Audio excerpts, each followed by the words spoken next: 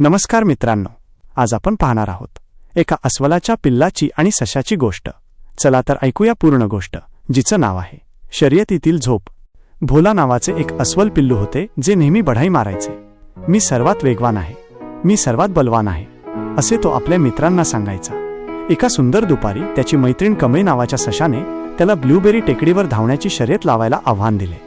भोला हसला, तू माझ्याशी शर्यत? तू धावायला सुरुवात करण्याआधीच मी शिखरावर पोचेन। तो आत्मविश्वासाने भरलेला असल्याने वेगाने धावला, पण अर्ध्या रस्त्यात त्याला रानटी बेरीचे एक स्वादिष्ट झुडूप दिसले। फक्त एक छोटासा नाश्ता, त्याने विचार केला आणि शर्यतीबद्दल विसरून गेला। पोट भरेपर्यंत त्याने बेरी खाल्ल्या आणि मग झोपून गेला।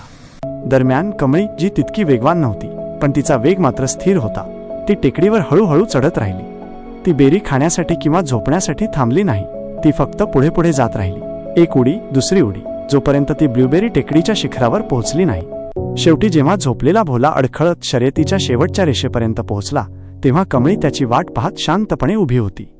कथेचे तात्पर्य: हळू आणि स्थिर गतीमुळे शर्यत जिंकता येते। सातत्य आणि चिकाटी अनेकदा गती किंवा सुरुवातीच्या प्रतिभेपेक्षा अधिक महत्त्वाची असते। व्हिडिओ आवडल्यास व्हिडिओला लाईक करा आणि चॅनलला सबस्क्राईब करा। धन्यवाद।